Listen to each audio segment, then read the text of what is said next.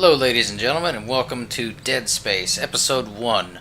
My name is Winter, and before we get going, since there is quite a bit of dialogue between characters that establishes the story, obviously, and characterization and things of that nature, it's a good 6 or 7 minute stretch starting off the bat, so I thought I'd go ahead and clear the air on a few things before we actually get going. First off, we're going to be doing one chapter per episode. So we're looking at about 15 or 16 chapters total. I forget the exact count. It's been a minute since I've played this. I'm sorry. My mistake there. I'm a little bit twonked out. This is another thing. I'm a little bit twonked out on cold medicine as well. In fact, I'm very late getting around to recording this because I've been holed up in bed for about 2 days. Sick off my ass and just stoned off medicine and watching the same DVD over and over because I felt too terrible to actually take the energy to get up and change it. So, a little bit of context there for any slight ramblings or anything, besides the fact that sometimes naturally I just say oddball shit. Another thing, this game was released in 2008 and there are 3 or 4 prequels to it. How many are there? There's 4 of them. And only one of them is actually a video game, and that would be Dead Space Extraction, which was released for the Wii and on the PlayStation 3 and Xbox 360, I believe, as sort of a bonus content for the Dead Space 2 Special Edition. So if you're looking for the full story, you could check that out, and also the other ones, which are a comic, which is simply known as Dead Space, a movie, which is Dead Space Downfall, I believe, and a book, Dead Space Martyr, which is incredibly awesome, and I highly recommend that. In fact, I'm sure I'll get into that in depth as we go along. There was something else I wanted to talk about, but it's escaping me at the moment, and I don't have my notes in front of me. I'm very unprepared. Yeah, it'll come to me. So we're going to start on medium. I have actually tried to do this before, but I found myself talking as though people hadn't played it, which, since it came out in 2008 and is such a landmark or an important part of the survival horror genre, it just felt so odd to not talk about spoilers and things like that. So if you are one of those people that's never played it, there's going to be a fair amount of spoilers involved in this particular series, which I think you should expect that if you're checking out any sort of Let's Play series. But again, I always would like people to know that they exist. Of course, EA Redwood is now renamed Visceral. I'm unfamiliar if this is their first game that they put out as a development studio. And if it is, they made a fantastic impression and really made something pretty sweet that's going to go down in gaming history. In fact, it's fair to say that it already has, and is well earned and well deserved. Oh, the other thing, the text logs. Well, I'll get to those after the dialogue. It's me. I wish I could talk to you. I'm sorry. I'm sorry about everything. I wish I could just someone. I'm falling apart here. I can't believe what's happening.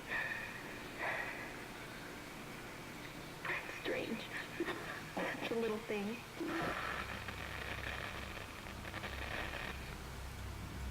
How many times you watched that thing? Guess you really miss her. Don't worry, we're almost there. You'll be able to look her up once we're on board. Sounds like you do have a lot of catching up to do. All right, everyone, we're here. Sinking our orbit now. I love the lighting here. Deep space mining is a lucrative business, Ms. Daniels. Aegis 7 is a gold mine according to prospectors' reports. Cobalt, silicon, osmium. Now, where is she? There she is. We have visual contact. So that's Ishimura. Impressive. The U.S.G. Ishimura. Biggest planet cracker in her class. And it looks like they already popped the cork. Why is it all dark? I don't see any running lights. Corporal, take us in closer and hail them. And stay clear of that debris field. We're here to fix their ship, not the other way around. U.S.G. Ishimura, this is the emergency maintenance team of the U.S.G. Kelgan responding to your distress call. Come in, Ishimura. You're gonna need to boost the signal if their power's low. Yes, we know. Boost the signal. More. Never heard of a total communications blackout on one of these things. You'd think with 1,000 people on board, someone would pick up the phone.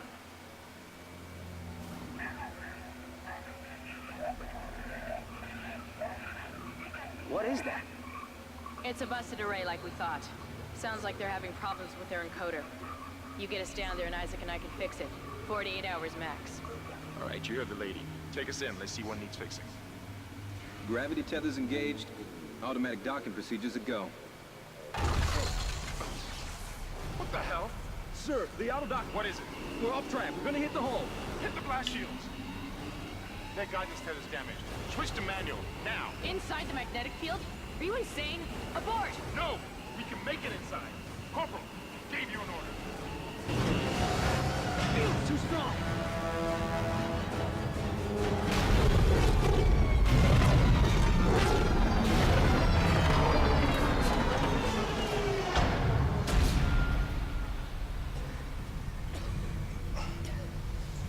Is everyone okay? Another happy landing. What the hell were you thinking? Were you trying to get us killed? I just saved our asses, Miss Daniels. If we had aborted at that Look at this, speed, Isaac's since sick and tired of the arguing. Now settle down. Let's get to work. He's been through it before. I'm not getting any readings from the port booster, and we've lost comms and autopilot. It'll take some time to fix. All right, let's get some extra hands from flight deck to help out. Hold still, Isaac. I'm syncing up everyone's rig with the ship. Okay, we're done. Clean bill of health for everyone. All right, we've still got a job to do. We're moving out. Of course, that is our health there that she just filled up, which this is the first game that I ever played where the heads-up display was non-existent and you didn't have to pause the game to go into a menu and access your inventory and things like that. Everything's real time. Probably not the first game to do so, but it was the first time I ever experienced it.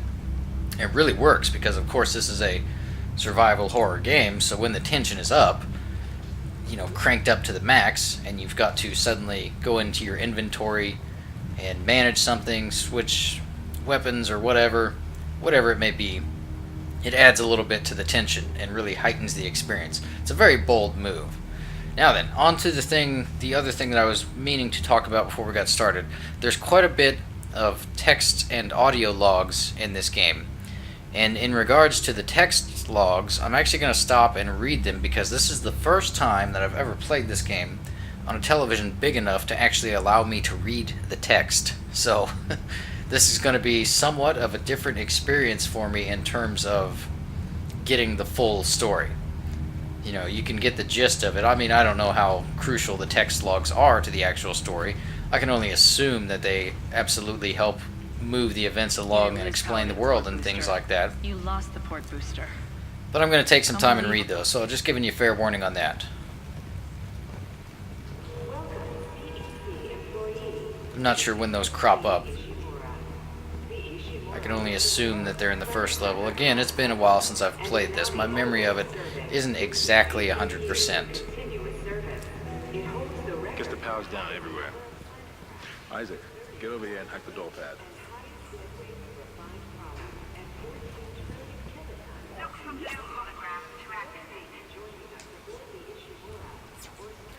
Much like nowadays, in the future, hacking is just a common term for doing something you would normally do. Pushing a button to open a door is now considered a hack. Much like applying a band-aid the right way is now considered a life hack. How in the hell does something like that get referred to as a hack? It's not a computer, it's a friggin' band-aid and a finger.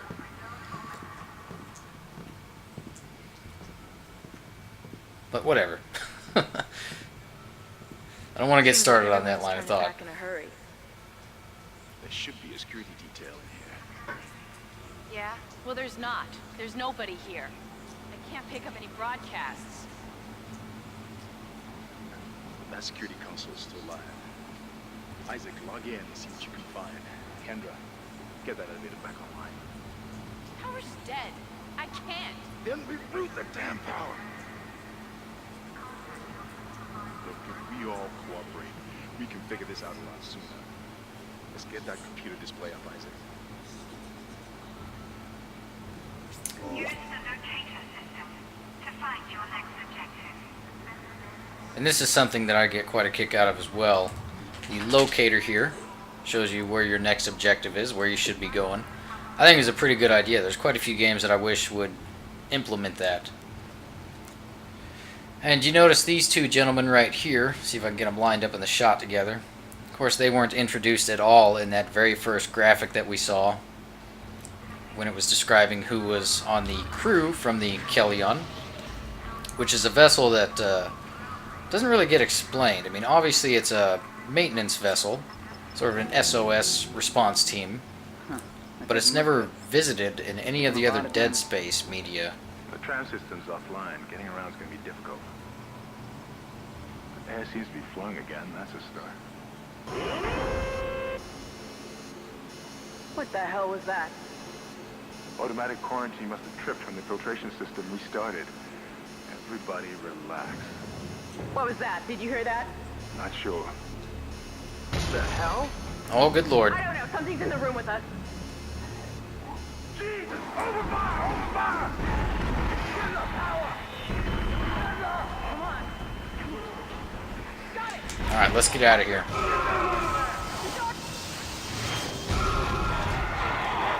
Of course, you look at the fantastic lighting. Very superb.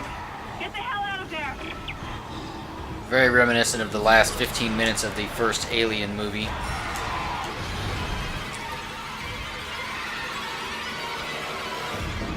And so is the music.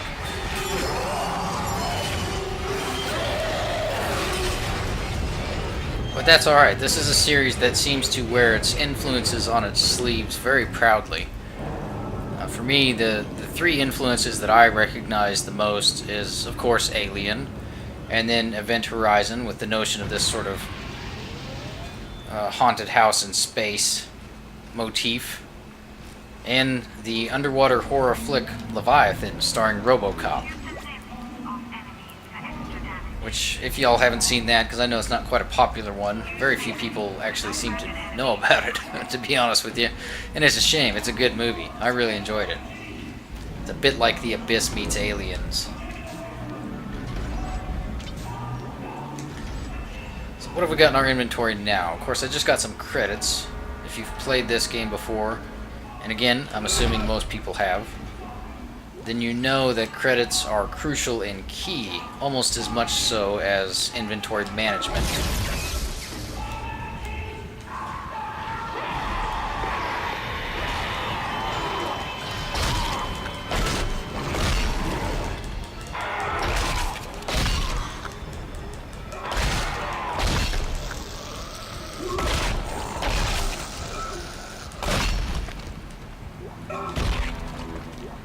Hey, look at that, stasis pack already.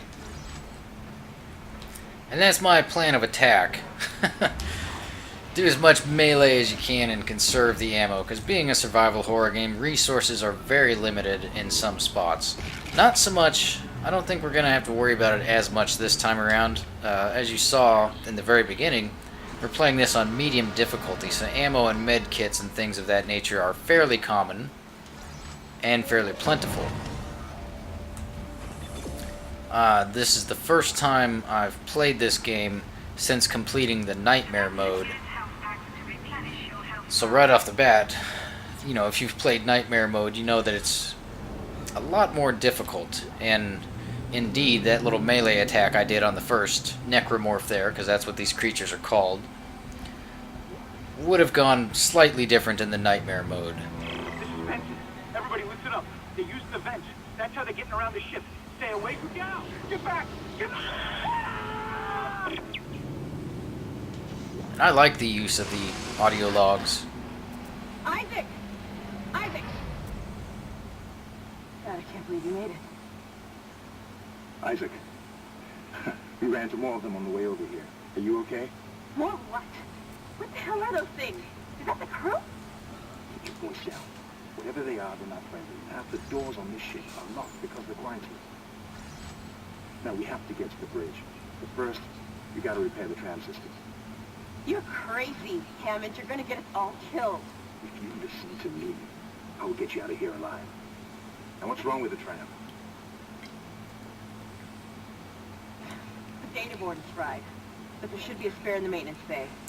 There's also a broken tram blocking the tunnel that needs to be repaired. Damn it, everything is on the other side of this quarantine. We can't reach it from here. No, we can't. But you can. Isaac, if I can get to the bridge, I should be able to access the personnel files. You fix the tram, and I'll help you find Nicole. Bit of a barter there, huh? Strike up a deal. Check objectives and important locations. Of course, the tutorials are mandatory. No way to shut them off that I've found anyways. What else should I say before we get too deep on this? Well, if you noticed in the Red Dead Redemption, series, every once in a while there would be trophies. And that was because I'd created a brand new profile for that, just for the sake of it. I thought it might be something different. This is not. This is an old profile. The haunted house in space in action. There you go. Taste of things to come. Isaac, be careful. Shooting them in the body didn't seem to work. Go for the limbs. Dismember them. That should do the job. But this is the save that I've always played. I mean, obviously it's a brand new game, but I didn't start a new game on the new profile for this just for the sake of trophies.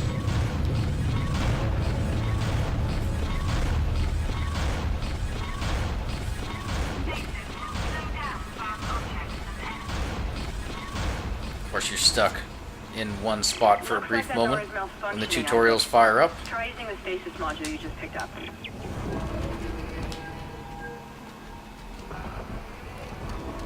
Little details on the wall like the scribblings, the scrawlings, whatever you want to call them. It's a nice little touch. Lots of those in this game and indeed in the entire series.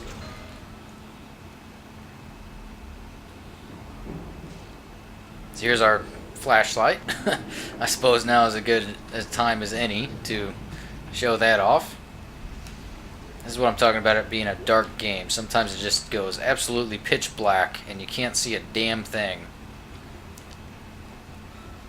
And in fact, when I played the Nightmare setting and completed that, at the time I was traveling for work and I was staying in a motel where the TV was absolutely shit and you couldn't adjust the brightness or anything on it. So when I would play this, I just thought there were some times where I literally couldn't see a damn thing in front of my face and was just kind of blindly running around and relying on memory of the levels to get through them, and it wasn't a pleasant experience at all. In fact, I never want to have to go through that again. The module should be able to help you with that arm mechanism.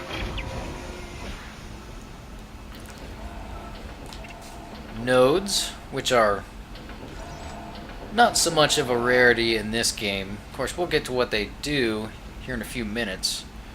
They were a lot more well, no, let me take that back. They were a lot more frequent, not infrequent, which is what I was going to say.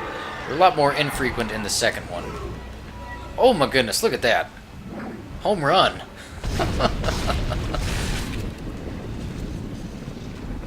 Damn.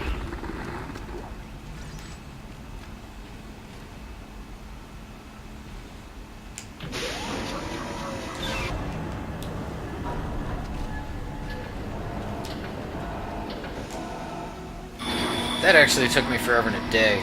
The very first time I played this game, I had no fucking clue what to do right there.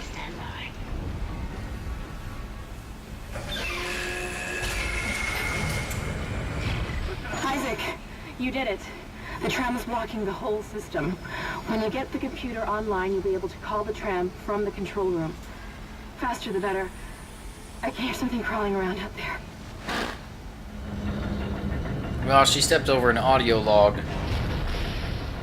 that I acquired. Let me see if I can bring that up right quick.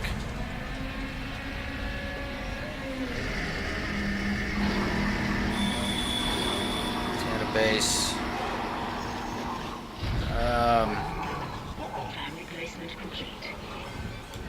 Where am I going for? Oh shit! God damn it! See what I talk about? Active time inventory management. Sometimes it can get you. Gotta keep an eye on your surroundings. There's the consequence.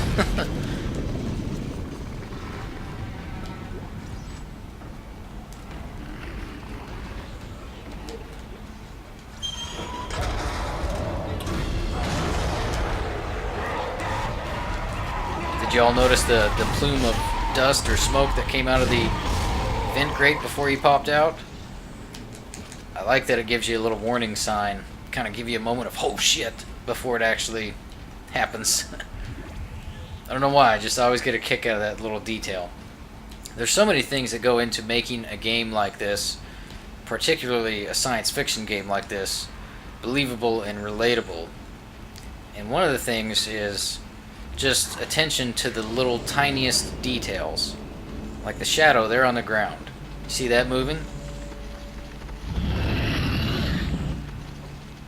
Believe it or not, there's quite a few games that wouldn't think to put the shadow down there. They would rely on the sound design and of the movement that the player would see out of the corner of their eye, in a sense, to convey that there's something up there. But EA Redwood, as they were known at the time, and I'll just go ahead and start referring to them as Visceral from here on out, had enough foresight to pay attention to the details.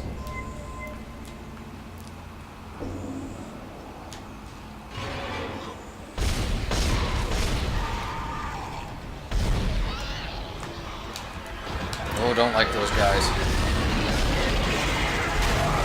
And that jumping that it did is exactly why. Those motherfuckers. Yeah, don't get me started on those guys. There's two types of enemies that I absolutely despise in this game, for the right reasons. I despise them because they're challenging and because they're a pain in the ass, which is what you need in a game like this. And that's one of them. The second one, I believe we're not going to see until the second episode. It's either going to be the second or third. To the deck security system. It took some work, but I've got the door to the maintenance bay unlocked. The data board should be somewhere inside. Going the right way? Yeah, see, that's where that comes in handy. Saves you from getting lost for about 30 minutes or whatever.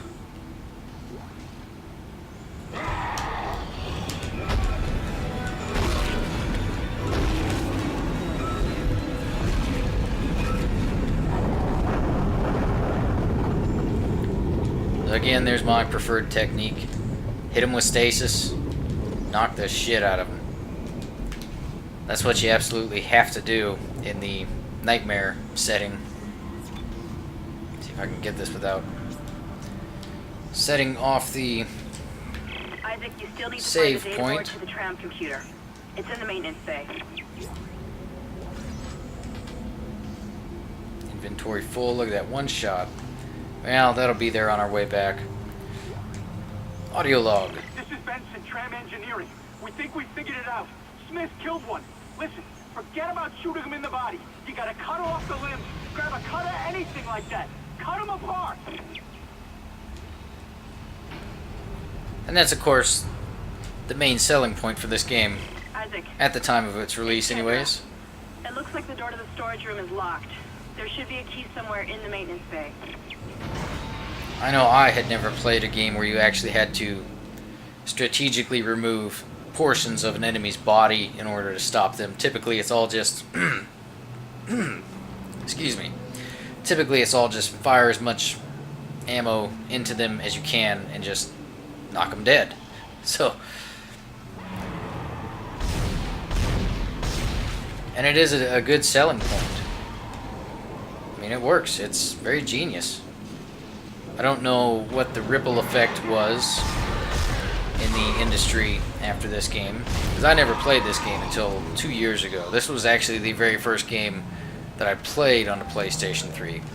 So I can't say for sure how many, if any, games took a heavy influence of that concept and just amped it up to 11 and took it a bit further, went a bit more extreme with it. I don't know, I can't say.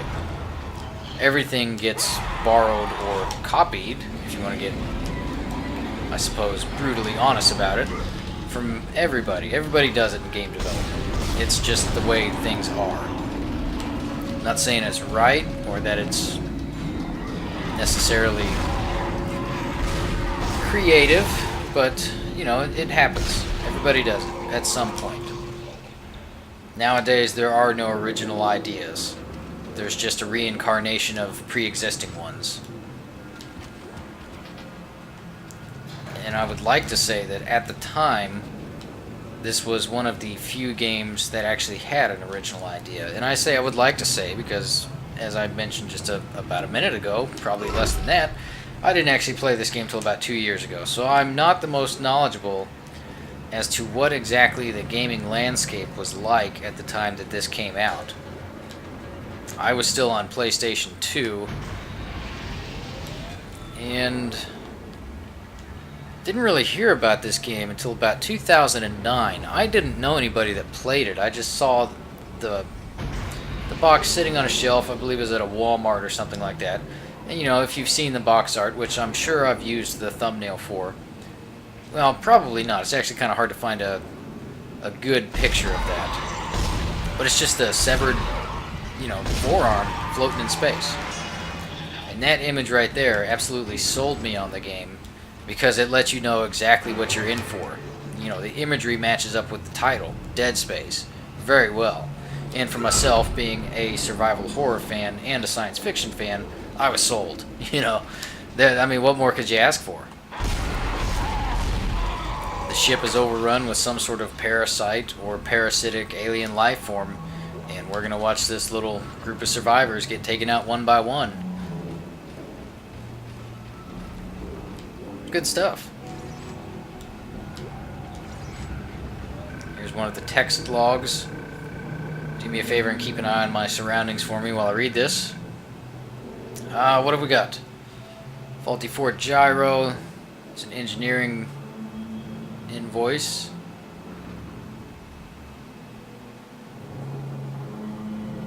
Looks like it's just a damage report on what got fixed and by who. Doesn't look like it really has anything relevant to the story, but it's a nice little detail. Well, my inventory is full. Oh, I barely caught him crashing through the ceiling there.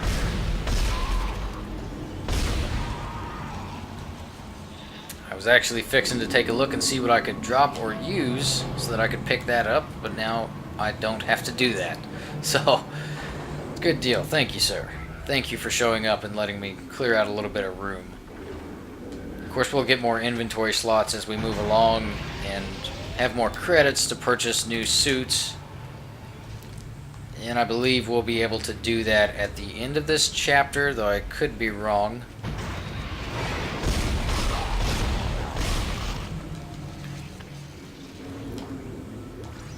But whenever we finally get it, we're going to be doing a little bit of backtracking so that we can pick up and sell items that we are unable to pick up at the moment and get some more credits and buy fancy new gadgetry and purchase upgrades for our weapons and whatnot. And speaking of upgrades, here's another node, and here's what we're going to use them on. Of course, the rig is the suit that we're wearing. This is a nice upgrade system. I really like this. It's simple and easy to understand, and takes almost no thought whatsoever to wrap your head around. So you apply those nodes to these various spots. Of course, where the arrows are at are the beginnings. You have to fill one of those two spots up before you can move along and get to the other ones. Fairly simple to understand, right? Straight, direct, and to the point. So now, what do we want to use them on? Well, at this time, I'm going to start the hit point ones. Of course, air, there's going to be some 0G environments we're going to come across later on. I don't want to say that I'm not going to upgrade the air for the suit, because it's quite possible to complete the game without doing any of them. but at this time I've no plans on doing so. Because while they're much more frequent and common in the sequel, in Dead Space 1, nodes are something of a luxury.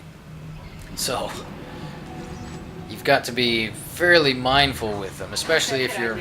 Take the board back to tram control and slot it into the computer array. That should get the tram system back online. Mr. Indestructible there. Node management is just as crucial and key as your regular inventory management as far as I'm concerned. Because while you can sell items and gain credits to buy more, when you're first starting out, you pretty much need almost every single thing that you pick up. So there's a risk versus reward factor going on there, which is pretty cool as far as I'm concerned. I like that. It's survival horror, you know, and part of survival horror is not having what you need when you need it. So to introduce a risk versus reward system fits right in as far as I'm concerned.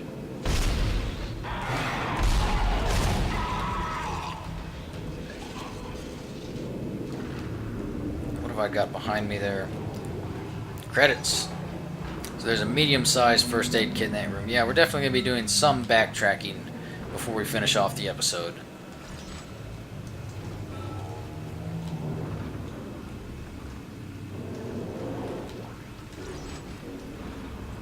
Maybe I can pick up some of those things now. No. Alright. Moving on. Always keep an eye on your back. Sometimes they'll show up out of nowhere, the necromorphs. And as per usual, I've got the volume on the television down quite a bit so that there's no echo effect going into the footage that you are currently watching. I forget which series I was doing where I had that. I believe it was TR 2013 where that happened to me. But at the time, I was also not using the correct microphone and was totally unaware of it. So that was a snafu on my part. But still, in order to just straight up avoid that issue as much as possible, that's the way I'm gonna do it. So I can barely hear what's actually going on.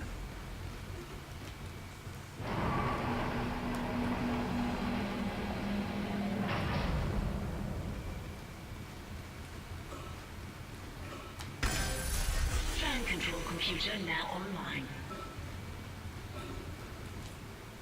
Shipwide tram system reinitialized. All trams now operational. Tram arriving at flight deck station. Quarantine lifted. All right, we're on board and heading to the bridge. Good work. Strange. The quarantine just lifted. Whatever was in the flight lounge must have left. That's lucky for us. Isaac, get back to the Kelleon and prep it for launch. We'll find out what we can from the bridge and meet you there. If we live that long, you're out of your league, Hammond. This is suicide. We're going to Your die lack up of here. confidence in me is to be noted, Miss Daniels.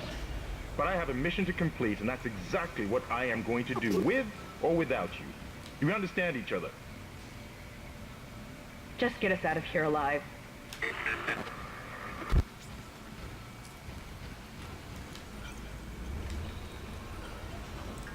So yeah, we'll be coming back to this area just like we're going back to the first area now. And in terms of the backtracking, I don't mind it in this game.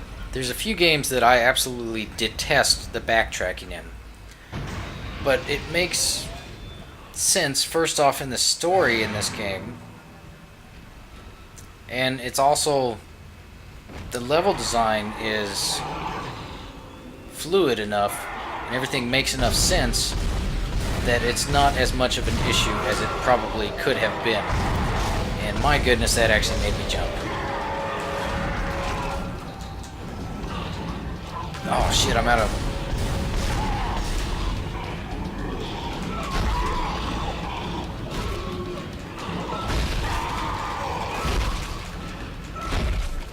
I'm out of stasis. Tried to go for a stasis shot there on that one and missed it.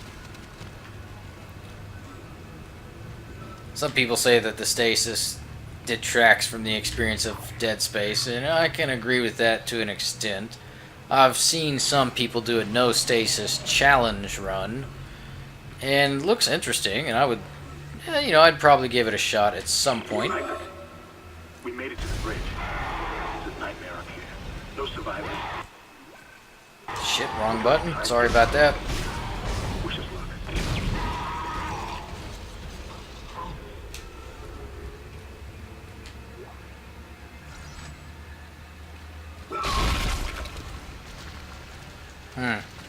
When I killed this gentleman before, he actually dropped a node because he seems to be a secret enemy that not very many people know about. And it's actually possible on a replay of the game to shoot that grate out and have him spring out, and then he'll actually wander around this room here, terrorize the people that were standing here, the rest of the Kellyan crew, and they won't even notice him because he's not part of the scripted event. So he's stabbing the shit out of them and screaming at him, and they're just acting like he does not exist. And of course he doesn't hurt them because they've all got to live till a certain point. And by that I mean those two gentlemen that were standing here in front of the window, the first two victims.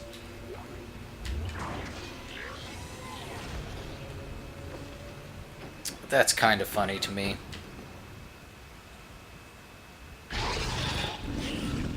I thought there was supposed to be something there. I hear it, but I do not see it.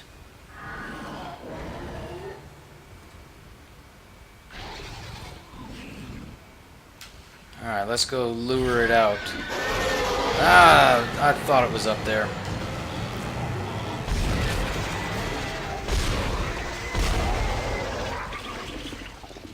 And having completed the nightmare mode before going on this particular run, yeah, these enemies are somewhat easy so far. The difficulty's going to ramp up. It's a slow ramp, but it does ramp up. But for now, that's pretty manageable. I remember Nightmare being a lot worse.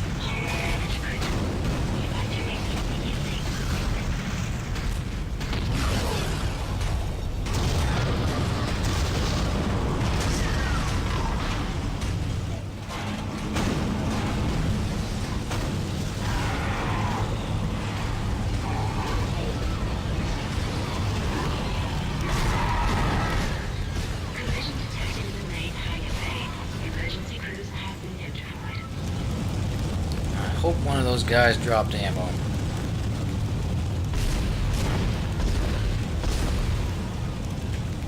Of course, the alt fire, I think that's a nice touch. It's a good little detail. What the hell is happening down there? What happened to the shuttle? That was our ride home. It's the only way off the ship.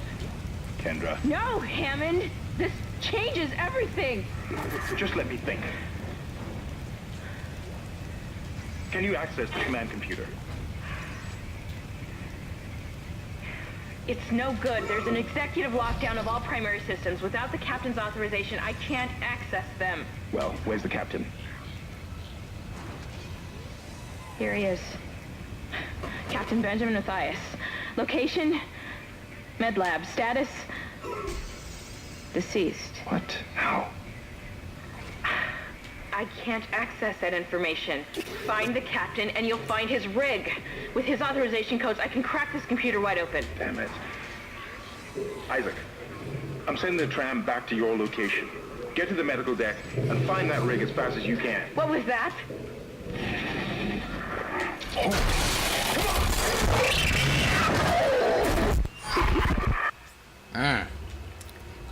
So there we are. We're fairly close to the end of this level and episode. Of course, before we go anywhere, as I said, we're going to do a little bit of backtracking. Not right at this moment. We're going to find our first store.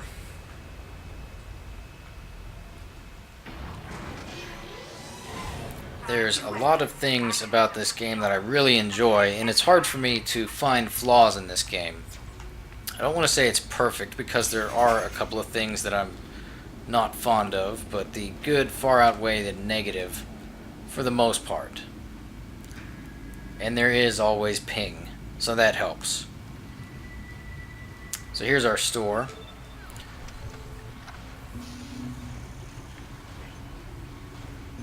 Let's see what we can get rid of here. I can probably go ahead and sell one of those. Sell the stasis packs as well. Move a med pack. There we are, 26,000 credits. What can we buy? The suit is a must. Increase our inventory slots, as well as shields.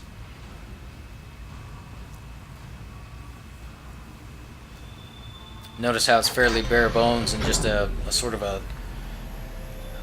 very thick leather outfit. And then when we emerge, we've got a little bit more armor to us. A bit more protectiveness. And looks fairly functional as well. It looks practical. It's kind of hard to look at it and not think of Iron Man, you know, but for the most part, since we're playing a maintenance man in space, essentially, it makes sense that he'd be wearing something like that. And there we are, 2 nodes. Where are we looking at? Alright, let's go pick some shit up. Well, let me drop off a couple of things first. I don't recall exactly how much stuff there is to pick up, but I just want to be sure that we can get it all and not have to come back for more. Inventory swap-a-roo.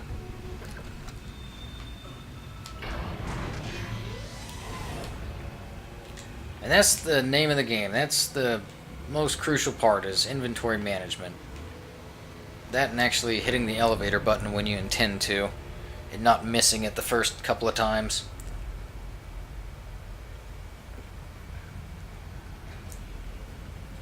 But I'm a fan, man. You know, this game, it's hard for me to find flaws. When a game has excellent level design, excellent music, excellent sound design, damn good story, and just absolutely flat out, balls out, fun gameplay, which is what it's supposed to be. And when it takes all those elements and mixes them together, and they all enhance one another and complement each other incredibly well, it's hard for me to find a flaw. You know, it's just, that's the definition of a good game, in my opinion, is all those elements coming together, complementing each other, and enhancing one another for the overall experience. That's what makes a great game for me. And this game does that for me. You know, I'm sure other people don't like it, and I know for a fact that a lot of the Dead Space fans really took an issue with the changes that were made to the series in the second and most notably third installment, which I'm sure we'll talk about at some point, because eventually I would like to do a series for each game.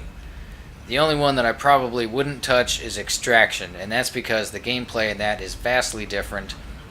It's a shooter on rails, a light gun game made for the Wii that just happened to get released for the 360 and PlayStation 3, and I'm not a fan of shooter on rails or light gun games. And I didn't even own a Wii. I always thought the Wii was a gimmick. It wasn't a console I could get into.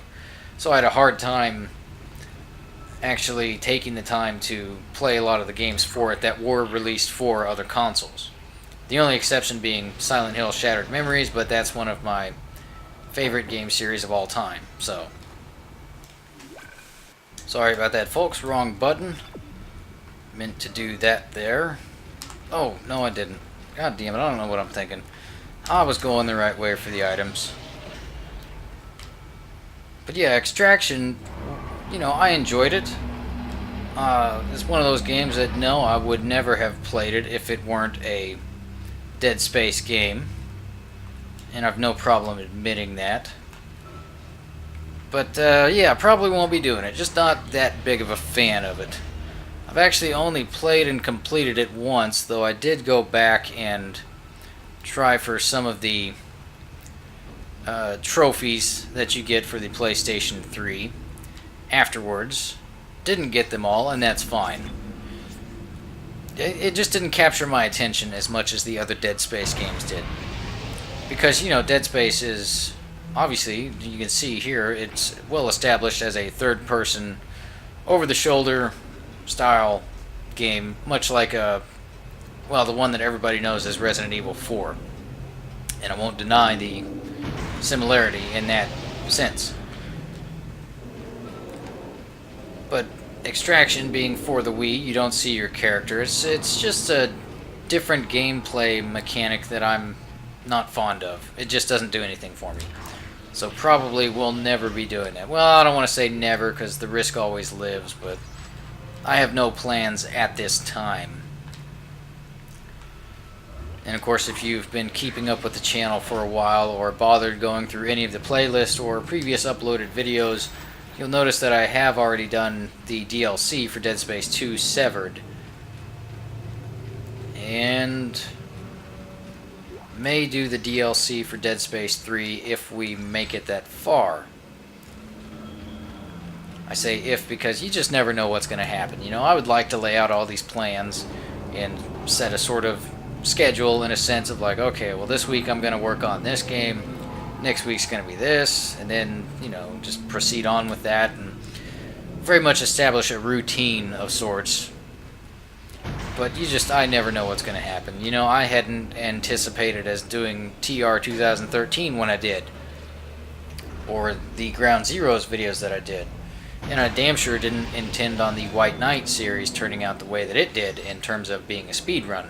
I had intended to do a full-on official Let's Play of it and go much more in depth on it than I did.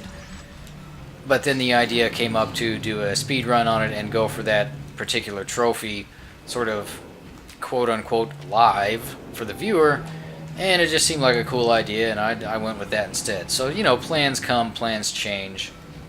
They're made, they're broken, so I'm not going to commit to saying no or yes on Dead Space Extraction. Maybe someday. We'll just leave it at a maybe. How about that?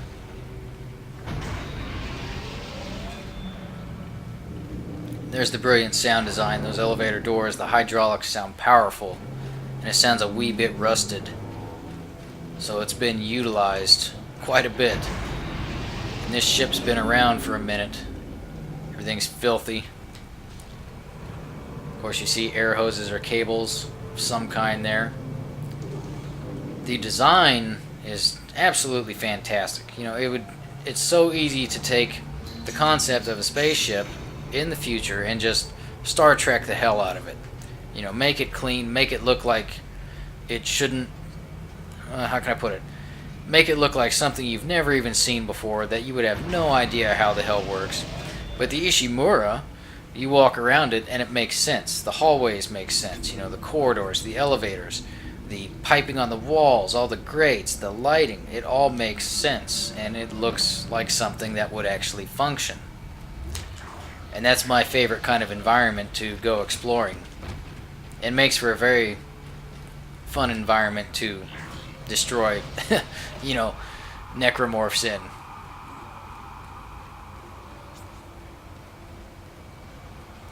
Wait, did I just run over something there? No. But you see the steam coming out, the steam or the smoke, more than likely smoke. Just another little fine detail. Of course, that's where Kendra and Hammond are, right there in that tram. The Ishimura does suffer the Star Trek Enterprise syndrome, though, in that if you notice in the opening cutscene when we were coming in on the Kellion's life vessel or exploration vehicle, I don't know, that probably was the Kellion, I don't recall at the moment. But the Ishimura seemed like it could barely hold that little vessel, but then you get inside of it and it's just fucking massive, and there's room for days, you know, which is much like the Enterprise. It looked so small. You know, the Enterprise always looked like it could barely hold any shuttlecrafts or anything like that. But then the characters would get inside it and walk around and check out schematics and shit like that and the overall layout of the ship, and suddenly it's fucking huge and can hold about 50,000 of those crafts. So, you know.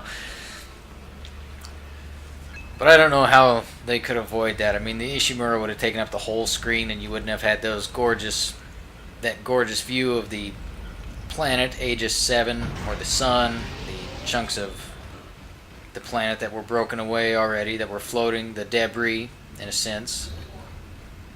So I don't know how they could have avoided that. I'm not even going to try and solve that issue. Not going to worry about it. We see the environment, the emergency lighting. It looks real. And of course, very, very reminiscent of the first Alien. And I'm not going to complain about that. I love that movie. You know, that's a great movie. I haven't met one person that didn't watch it and didn't enjoy it. Well, no, I take it back. I do have an ex-girlfriend that I showed it to her for the first time. She'd never even heard of it before, and she absolutely hated it. She was so scared. You know, she was one of those people that doesn't do horror movies at all, or anything remotely horrific. So that was a pretty big shock for her. What are you willing to give up your life for? Of course, there's a little bit of unfamiliar scrawling on the wall there. I believe in the next episode that'll get explained. There's actually a key. I believe there's 3 different spots where if you look on the wall, there's the translation guide for that particular style of text.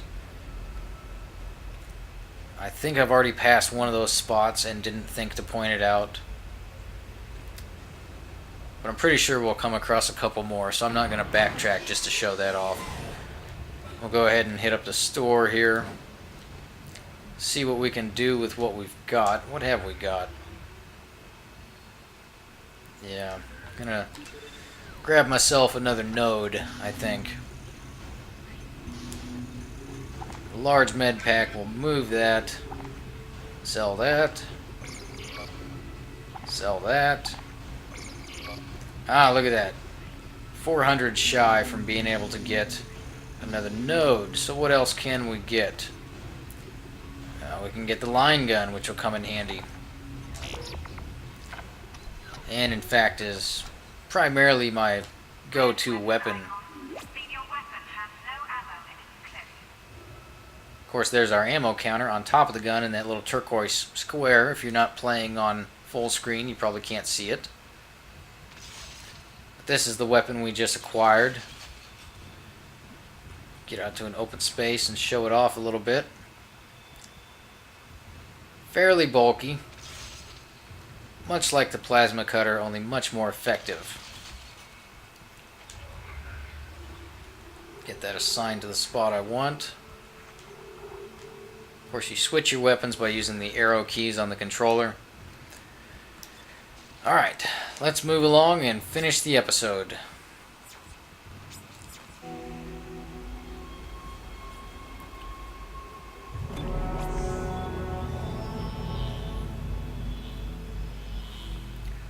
Well, ladies and gentlemen, I hope you found something of entertainment or informational value in this episode. And my name has been Winter. And I will see you back here for episode 2. Picking up on chapter 2, which is, I believe, what's it called? Ah, it escapes me at the moment. At any rate, though, I will see you back here in episode 2. Everybody take care.